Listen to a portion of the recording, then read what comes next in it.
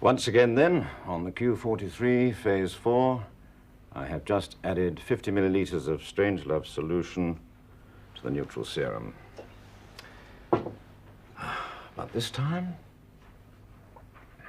I'm going to leave it for over an hour before analyzing chemical reaction. Meanwhile, I'm taking a look again at the cells. The time is 3 p.m., and the A cells are now reacting far more than they... Well, surprise, surprise.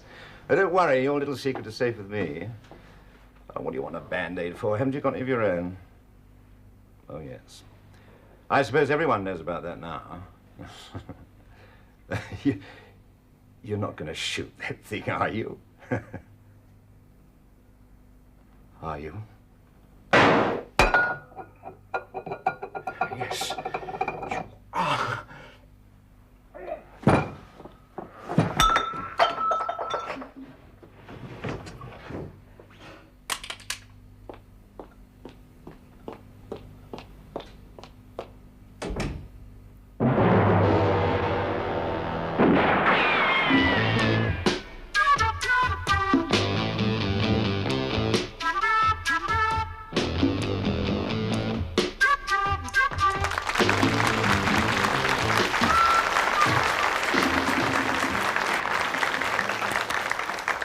You've just seen a top British scientist cut off in the prime of his formula, which can be very painful. Now, the challenge for you is to work out who murdered Professor Mears, which is a bit difficult at this stage because you haven't seen anybody else. But did you keep your ears open?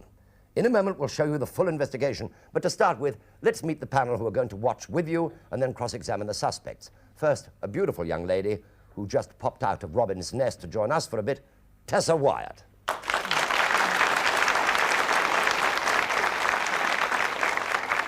And who better to solve a scientist's murder than another scientist, Dr. Magnus Pike.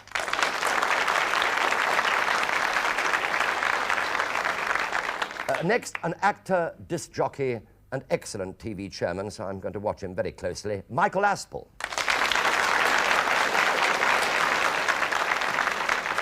And this week, our TV Times competition winner comes from Purbrook, Ian McIver.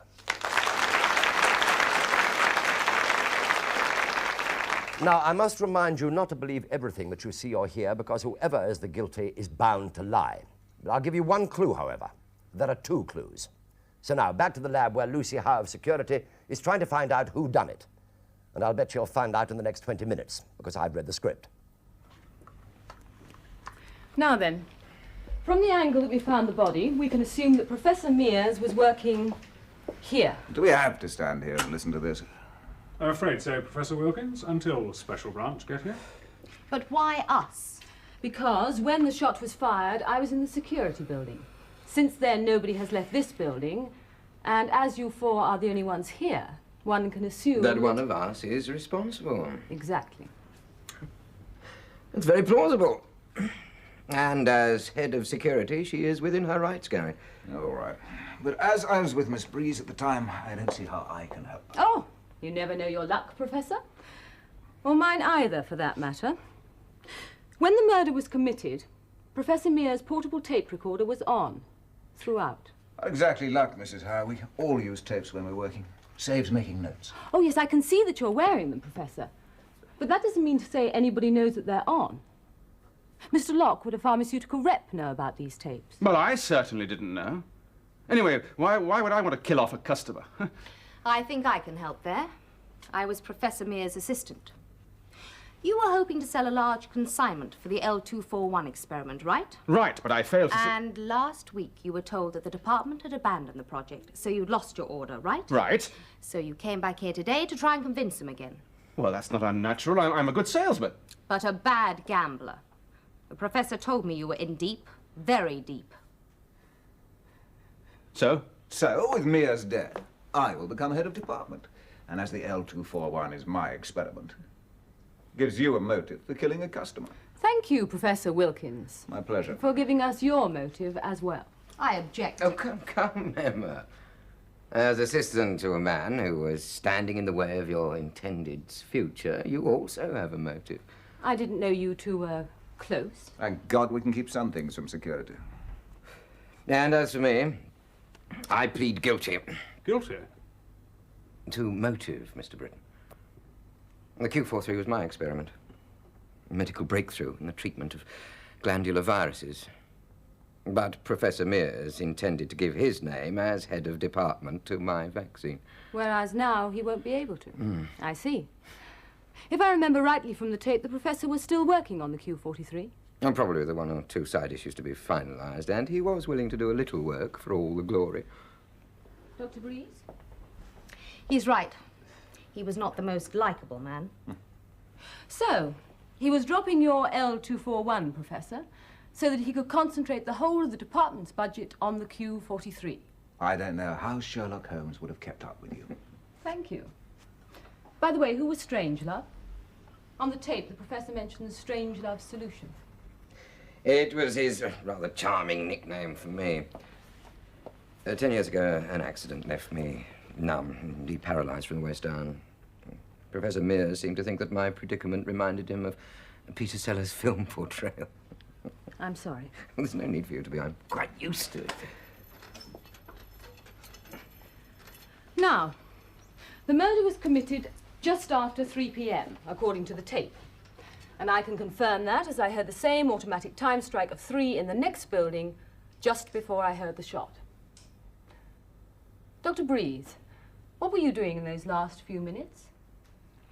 I was with Gary in the B-lab next door, concentrating on the L241. How's it going, darling? Oh, so, sir. If I could just get Mears to pay for one more transplant, I think I could... who am I fooling? There's no point in working on this. The whole project's being scrapped. Shelved, darling. And even that's not certain yet. I think the old man's overstepped the mark by putting his name on Dr. Stanley's vaccine. Sometimes I feel I could use that gun of his. And today is definitely... Gun. He keeps a gun in his first aid box of all places, has done for years. Top men should protect themselves, he said. A load of rubbish. Oh, it's funny, he never told me about it. Well, no one's supposed to know. He fell out one day when Gary Stanley and I were there. I was getting a plaster for him. What a strange mind. How's your finger, by the way? That's better, thank you. If it heals up, I wouldn't need another plaster. Good. Now, look, you get back to your notes and concentrate on the L241. I'll be back in a moment. Where are you going? If you must know, to the little lady's doctor's room. Oh.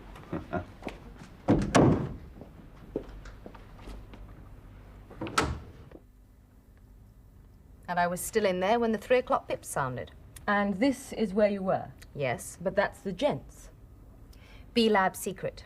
There's no ladies in this building, so I use this one and lock the door.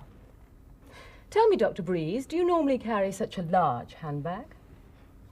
Sometimes. It's not a crime to take one's bag to the loo, is it? Sometimes. Like if you had a pair of high-heeled shoes in it, for instance. Well, I didn't. I thought you might say that. Ian, follow this passage around and see if you can get into a lab that way, will you, please? Okay. Excuse me. Mr. Locke? Yeah? Is this where you were waiting for the professor? Yes, I was reading a magazine. Show me. Show you? Oh, yes, of course. Yes, well, first at about 2:45, I was sitting like this. And then I got a bit impatient, so I stretched my legs. Stretched your legs? Well, only in this area. Oh, I see. When was that? Oh, about 2:50, give or take a minute. And then I turned around like this, because of the light. So, for 10 minutes before 3 p.m., you were facing this passage. Mm-hmm. Did you see anyone pass by at all? No, and I could easily have done, because I was looking out for anyone to convince... Oh, yes, I'm sure you were, Mr. Locke. The only trouble is that nobody saw you either. So we'll just have to take your word for it, won't we? Yes, it's possible to go around. Now we're getting somewhere. What's this tape recorder doing here? Is it yours, Mr. Locke? No, no, it looks like one of the lab recorders. Yes. It does look like one, doesn't it? Ian, play this back in a minute, will you? Will you come through here, please? Go and stand behind where the professor was. Right.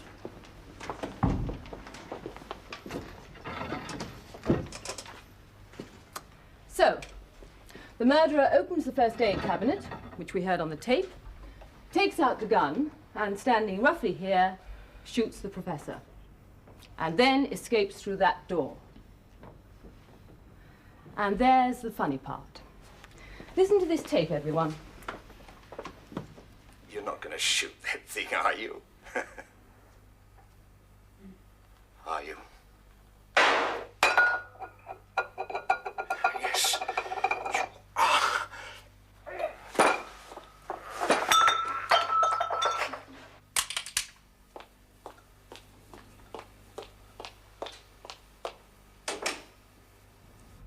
There. What do you make of those footsteps? Ladies' high heels, surely. Right, Ian, but too many of them. Too many of them, that is, if Mr. Locke is telling the truth.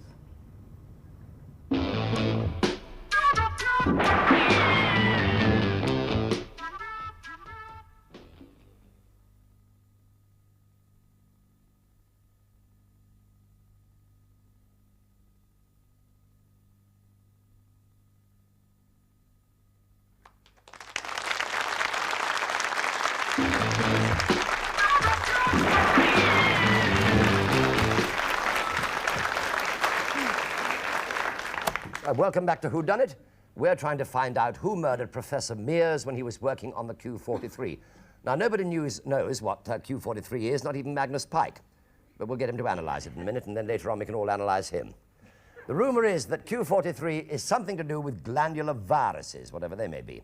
So let's rejoin the investigation by the head of security, Mrs. Howe, who can look after my security at any time. Now, let's go back to where you all were before we found the body. I trust everyone has noticed that I am not wearing high-heeled shoes. Which must prove something, Dr. Breeze. Whereas you are. But I was wearing them in the next building. Ian, what did you find on that tape I gave you? It was blank. I thought so. Professor Wilkins, where were you at 3 o'clock? Where was I? I was in my lab, alone, as Emma had already gone to the powder room.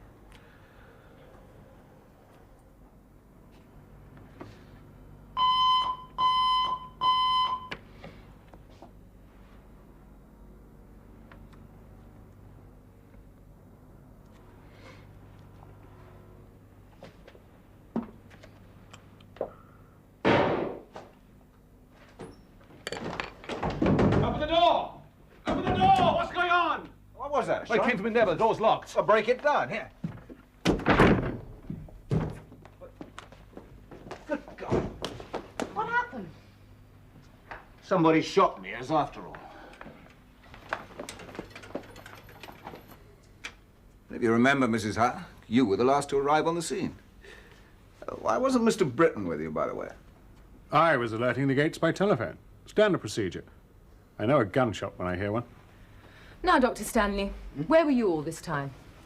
Oh, well, I can't corroborate it, I'm afraid. But Excuse me, there's a terrible draft here. Yes. Yes, there is.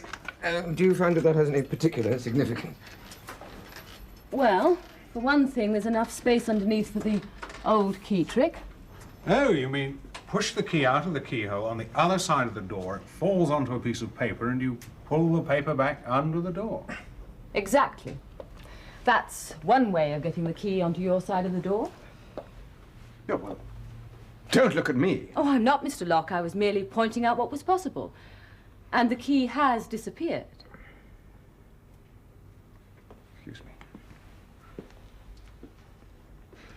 Go on, Doctor. Yes, I was working in my own lab at the back of the building. I can't prove it, but, well, in order to have got in here, I would have had to have passed Mr. Locke, wouldn't I? Yes, and you couldn't have, which is the same as proof. Did you know about the gun? Oh, yes, Gary Wilkins found it some weeks ago when he went to get me a Band-Aid. Thank you for confirming my version, Gary. It's a pleasure, Gary. Although, there was one thing different today. There were 2 extra bullets on the top shelf. That was this morning when I came to see Professor Mears. I don't know what you're panicking about, Stanley. As head of the department, I can assure you that your work will get full credit on the Q43. Yes. That's what the head of department in Toronto said to the real discoverers of insulin, but somehow or other his name appeared on the findings. Oh, come on now. Just because somebody in the past got a bit vain, there's no need to imply that... Blast these interruptions. Mears. Now, look here, Britton. I'm not going to have my work interrupted by your stupid little security checks. Now. Oh. All right, then. All right. Well, what a waste of good time. You better make it, yeah, make it about 3 o'clock. Really. Cut my finger. I didn't tell you to come in. I will be a moment. Oh, dear God. All right, be my guest. Just help yourself. Thank you. I will. What was all that about? What? The phone. Oh, that was Britton, the security man. He gets a bit too eager for me, and I don't like him messing about in my laboratory when I'm not here. What harm could he possibly do? Oh, my poor, naive Stanley. Look, don't you realize that if somebody gets hold of my notes and my tape recordings, they could quite easily sell the Q43 to somebody else? It's hardly likely with one of our own security. Perhaps not, but stranger things have been known to happen. Gary, how long is a moment when all you're supposed to be doing is getting a Band-Aid? I was merely finding the right size. I see you've got some spare bullets now. You getting the wind up, Adrian? How many intruders are you expecting? Well, just mind your own business, will you? And please, no more interruptions. Now, look, if your life is no longer in danger, perhaps you two would leave me alone to get on with some work. All right? And I'm quite sure that Her Majesty's government will be not too displeased if you get on with some as well.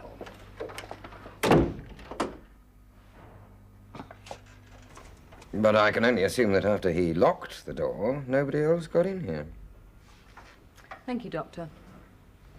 And you can confirm all that, can you, Professor? Absolutely. And they're still here. 2 bullets. And 3 still inside the gun. A strange thing to do. But who else, apart from Professor Mears, would leave bullets here?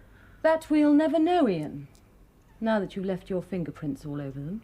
By the way, where were you at 3 p.m.? Just about to come over here. I was a bit late. I was in G Block when I heard the shot. I phoned the gates and ran over here.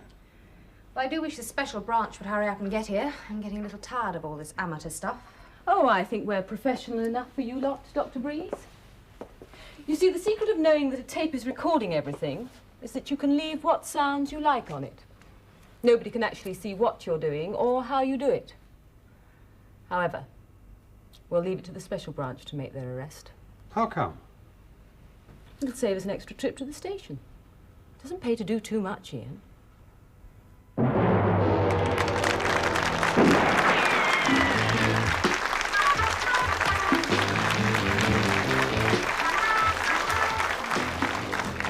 Well, there we are then. Mrs. Howe reckons she's solved the murder of Professor Mears, but the secret of Q43 will probably never be revealed.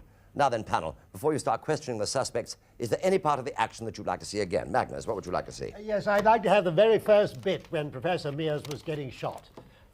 Right? Yes, Tessa. I think I'd like to see the bit where Emma Breeze was talking to Professor Wilkins just before she went to the gents' loo. Mm-hmm. Ian? I'd like to see the part where Gary Stanley describes how he gained his injury. Right. And Michael? Well, I wanted to see the bit that Tessa just asked to see, so just to see if there are any other clues. The bit where James Locke was explaining how he spent the time in that waiting room. Shall be done. Good. Question time. 1 question each to start with. Magnus. To these chaps? Yeah, to those chaps over there. Yeah. Yes. I would like to ask Professor Wilkins how long he'd known Gary Stanley. Yes. Were you on an intimate, friendly terms with him? 5 years. 5 years. 5 years. Yeah, 5 years. I'll make a note of that. All the names will be quite clear to you. They're on the little chart in front of you.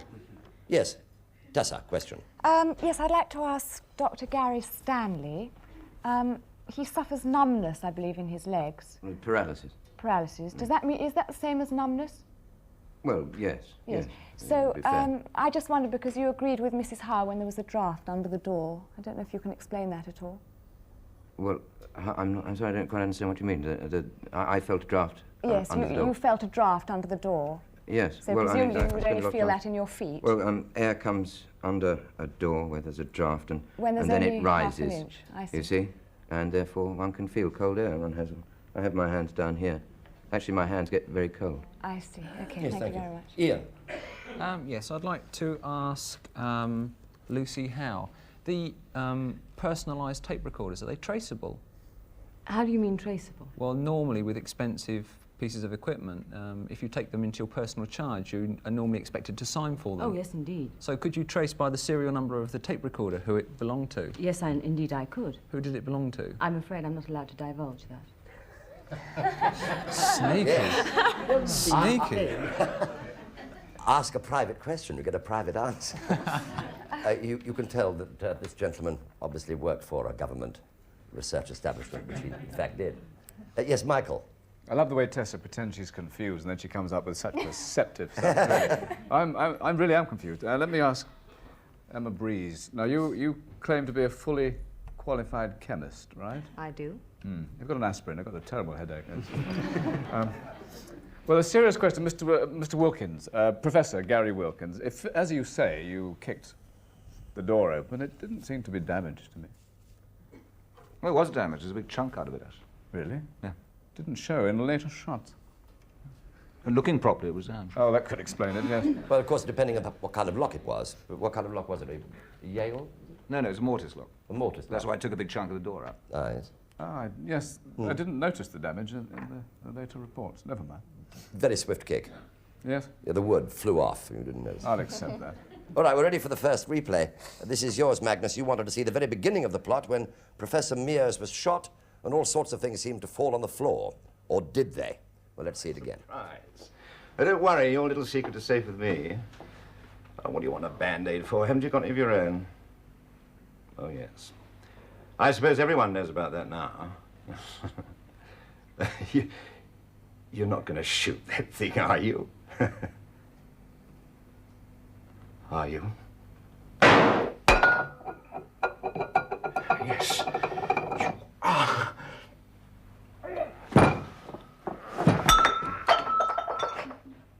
Yes. Does that help? Are you assisted at all? Do you want to ask any questions about that? No? Well, I was making a note of that because it was the sound of that I think is important. Because I have a hypothesis. Have you? Yes. I assure you that can be very, very painful. Yes, go on. Can I have a go at Mr. Locke? Yes, of course, you can have a go at anybody. Oh, yes. Now, let me see now. Mr. Locke, where are you? I'm There here. you I'm are. standing Yes, thank you very I'm much. sitting right here. How friendly are you with Dr. Stanley? I don't like him at all. Now, how long have you known him? I'd say about, on and off, about 2.5 years. Oh, I see. Yes. Now, when you were sitting in the waiting room, Yes. was the door open or shut as you were sitting? Shut. Oh, it was shut. Oh, good. I hoped it was shut. Now, when you were sitting there, you didn't see anyone going along the corridor, did you? No. No, but did you just happen to see the top of somebody's head going along the corridor? No. You didn't? No. You sure you were watching? Just Well, a hair? No, or I two? wasn't really watching because I was sort of... That's what I wanted to elicit. Yes. Yes. Thank you very much indeed. Yes, Michael. Oh, ready? Sorry. Here comes the next buzzer. This is for you, Ian. You wanted to see Mrs. Howe asking Dr. Stanley why he was nicknamed Strangelove and how he got the leg injury which has confined him to the wheelchair. Thank you. By the way, who was Strangelove? On the tape, the professor mentioned the Strangelove solution. It was his rather charming nickname for me. 10 years ago, an accident left me numb and deparalyzed from the waist down. Professor Mears seemed to think that my predicament reminded him of Peter Sellers' film portrayal. I'm sorry. Yes, of course, I said leg. I meant legs. He was paralyzed from the waist down, both of them. Yes, Ian. Fine. Yeah, I'd like to ask Mr. Stanley, you seem to be a very, very well-balanced person for someone who's had such an unfortunate accident. Oh, thank you. That's the way he sits, isn't it? And yet, Mears used to call you Strangelove, and if I remember the film correctly, he wasn't very balanced at all. No, I just think it was a very bad joke on Professor Mears' part. I mean, there's nothing about me that's like Strangelove at all. At all. Yes, very interesting. Thank you. Yes. Michael. Oh, yeah, well, I was thinking the perfect murder, really. Incidentally, I thought at first this was not a shooting at all. It was more of a poisoning, because there wasn't much blood about, was there? And explosive poison. Yes. That's an interesting one. Again, Gary Wilkins, can I ask a question? Yes, of course. Gary Wilkins. You were working on L241, weren't you? Mm. What happened to the other 240? See, what I'm saying is it was probably a failure for the whole time. That makes me suspect slightly. Was that a buzz? Yeah, that's a buzz. Good. Yes. This is Tessa Wyatt. You asked for the scene where Dr. Breeze is talking to Professor Wilkins in B Lab before she goes out to the gents' loo, of all places. Yeah. Here it is. Stanley's vaccine. Sometimes I feel I could use that gun of his. And today is definitely... Gun? He keeps a gun in his first aid box, of all places, has done for years. Top men should protect themselves, he said. A load of rubbish. Oh, it's funny, he never told me about it. Well, no one's supposed to know. He fell out one day when Gary Stanley and I were there. Anything to say? Nope. Nothing at all? Well, yes, but not to do with that. That doesn't help me a Well, bit, that doesn't matter. Have a go at something else. OK, I'd like to ask Ian Britton a question, please. Can you tell me exactly where is G Block and how do you get to it? Excuse me? Sorry? Mr. Britton. Mr. Britton. Sorry, yeah. I'm so sorry. I'm keeping you up. Could you tell me where G Block is, please? G. Now, you go straight down the corridor, turn left, up the stairs, past the canteen, into A block. No, Ian, it's not A block, darling. Yes, it is. No, Darling. sorry, what part? Darling. Yes, there's a clue What there. side of the canteen you We're on the right-hand side of the canteen. Then you're going to go into J block. No, that's F block, if you don't mind. J block. J block today. Have a J. Hold on, in the port, please. Let's not get Pass. out of control here. We can safely assume that they're not absolutely certain. There seems to be a general confusion. If you really want to know, Michael, I will pass you that map. Would that help you at all? Magnus, would you like to pass that down? It was me that asked it. Can you reach? Pass that down to Michael so we can have a look at that, and then he can cover the question. No, I wanted to know. Oh, you wanted to know? I wanted I'm sorry, to know. Tessa, but there you I'd are. rather know where Dr. Stanley's lab is, if you can tell me quite quickly. That is in fact in F block. That's in F block. Yes. OK, well, I'm not going to ask you where it is. And F block is not on that chart either. No. I didn't know he was going to say that. All right. But apparently, I've just heard that we have a J block. I didn't even know we had a J block. We are not allowed in there anyway. Right.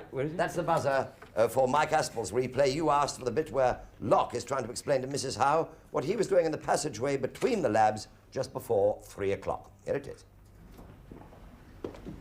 Is this where you were waiting for the professor? Yes, I was reading a magazine. Show me. Show you? Oh, yes, of course. Yes, well, first at about 2:45, I was sitting like this. And then I got a bit impatient, so I stretched my legs. Stretch your legs? Well, only in this area. That was more productive than I thought it was going to be, because I only asked for it out of desperation. But Lucy asked James Locke to show, she said, show me. And I thought she was going to say, show me the magazine. Tell me, Mr. Locke, about this magazine that you were reading. What kind of magazine was it? Country Life. That's not true, because I saw a shot of it at another bit later on in that thing, and it was a girly magazine. You cannot deny that. Well, I failed to see any... Well, the connection is that if you were looking at a girly magazine, no wonder you didn't see anybody pass by. I'm sorry, Mr. Aspel, in any case, I mean, there are girls in the country, are there not? What? Plenty of girlies in the country. I mean, What, jodhpurs? It depends what turns you on, I suppose. Emma, have you got a Whips, tranquilizer? yes? Yes, sir. Yes, questions. Yes, Ian? No. Magnus? Yes, Tessa? I'd like to ask Mrs. Howe, actually. Why did you send Ian Britton round the other way to A Lab? I mean, what significance was that going to have? Well, one of the things we're taught when we first come to security is that it's far cleverer to pretend you don't know something and glean from the reactions of the people around you than if you know something. So I just wanted to let Dr. Breeze think that I didn't know the layout of the building. Of course, I knew you could get into A Lab that way. Oh, I see. Okay. Yes, thank you. Magnus. I want to ask Dr. Breeze a question about her late boss. I'm a bit disturbed as a taxpayer, because this was a government research laboratory, about the proficiency of Professor Mears. He said, now we're going to add 50 millilitres, or did you say 50 cc's? 50 millilitres, he said, and he had this beaker, and he didn't pour it all in. Now, this shows scientific and technological incompetence, doesn't it? Was he any good at science? Well, very good at science, very good indeed. But how did he measure out the 50 millilitres then out of a beaker when he didn't have the whole, he only poured and left a little in the bottom? Well, I can only answer whenever I was in the laboratory with him, he always was purely professional. Maybe the fact that I wasn't there. Perhaps the fact that he was on the television made him nervous. Or perhaps the fact that he didn't put the right measure in. Or perhaps the fact that his judgment was so superb that there was a little more than the right amount of millilitres, and so he just left a little gash in the bottom. Yes, Michael. Looked like green chartreuse to me, anyway. That would kill. Yes, I have all kinds of theories on this. I'm sure I know who did it. You did? Well, shut up then. Yes, quite. It's Tessa. Mr. Britton, why were you coming to see Mears? Sorry? At 3 o'clock, you were coming to see Mears. Can you Yes. tell me why? And can you also tell me why you were late? There's a standard security check. We check every laboratory once a week, that's all. Yes, but why were you late? Oh, well, I needed a refill for my biro, actually, and they were locked in the safe, and the keys to the safe were locked in the desk, and I didn't know where the key to the desk was. Thank you very much indeed. Can I ask a question also? No, I'm afraid you can't, because time, sadly, is up. The end of question time. Right, panel, and I'd like you to write down who you thought done it and any clues that you may have spotted. Meanwhile, for any of you at home who are still mystified by the Q43 going up and the L241 going down, here is a special clue for you. Oh, well, I can't corroborate it, I'm afraid. But Excuse me, there's a terrible draft here. Yes. Yes, there is. Do you find that has any particular significance? Well, for one thing, there's enough space underneath for the old key trick. Which just goes to prove that she wasn't called Dr. Breeze for nothing. All right, let's have your cards. Michael, can I have your card, please? Thank you. Yes, Ian. Thank you. Thank you. Magnus. Thank you very much indeed. I now have the cards in my custody, so nobody can change their minds.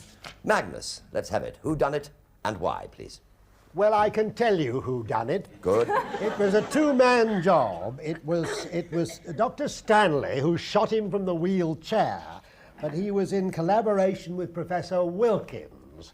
And the clue is that when Dr. Stanley had to get out, he went motoring out in his wheelchair, and he was too low, so the salesman chap, who didn't see him as the top of his head went by underneath the wainscot thing. And the reason they did it was that they wanted, this fellow who shot Mears was promoting the Q43 instead of the Q42, and the tape machine was entirely a made-up job by, thank you very much Professor indeed. Whatnot. Thank you very much To indeed. incriminate his girlfriend, of whom he got tired. Yes. Oh, I see. Aha. Right, yes. He can Tessa. go on a bit longer if he likes, because I've gotten a total muddle. I actually thought it was Gary Stanley as well, but I thought he was in cahoots with Emma Breeze. I haven't got the faintest idea why, but I suppose it was something to do with the sound of the shoes. Also, I mean, it was so obvious because he couldn't possibly feel a draft if he had paralysis in his legs, and he said his hands were down there, but they weren't, because he was very nervous and he was smoking the whole time with his hands up here. And he only did it because it was his experiment anyway, and that's all I know. Good, that'll do, I think. Yes, Ian. Gary Stanley did it. He was able to stand up. He could feel the draft. He's obviously not as paralysed as he makes out.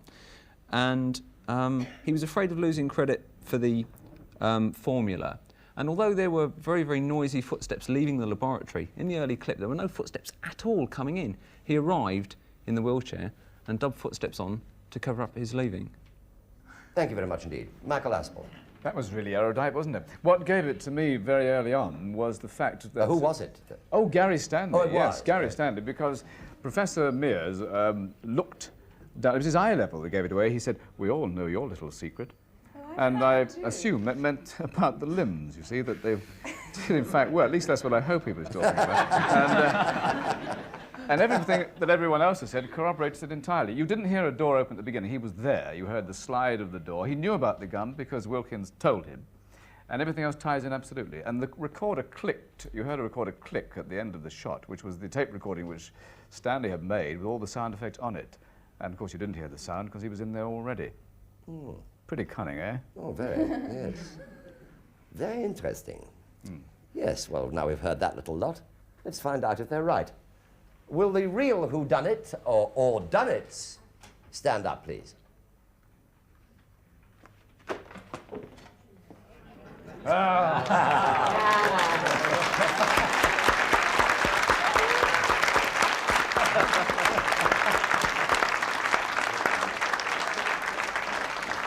Well, congratulations, panel. Magnus, nearly there, but not quite. You got sidetracked by sex. Tessa, also nearly there. We really thought you were right on it over that question of the draft, but then you also got a bit sidetracked. Yes, I did. Ian dead right, Michael dead right. Michael, you can't win a prize, unfortunately, but Ian can, as he's our guest panelist. So you can have anything you like from the set later, as long as it isn't Tessa Wyatt. Thank you very much indeed. Many congratulations, all of you. A round of applause, a little whistle.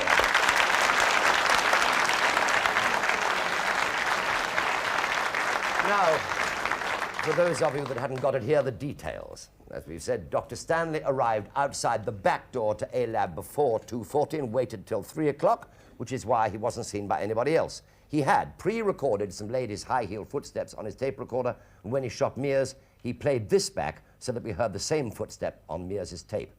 But the mistake, as Mrs. Howe noticed, was that there were too many steps. The murderer was only one pace from the door. And of course, he wasn't as paralyzed as he claimed to be. Now, the two clues were that he agreed with Mrs. Howe that there was a draft from under the door, something that he wouldn't be able to if he was numb from the waist down. And secondly, how could he have known that there were 2 bullets on the first aid box shelf when Wilkins only said, "I see you've got some spare bullets"? He could have only known there were 2 bullets if he could stand. Now, everybody else was telling the truth and provided us with the red herrings. Now, next week, we have a factory ballroom dancing competition during which the assistant accountant drops dead in midstream, which is why we call the story The Last Tango in Tooting. Or what Terry Wogan would call a case of gone dancing. So until the same time next week, it's good night from our panel and from our cast. And I think I ought to reveal now that Q43 is actually a man's deodorant. You slap it on all over and every weight boxers leave the room. Good night.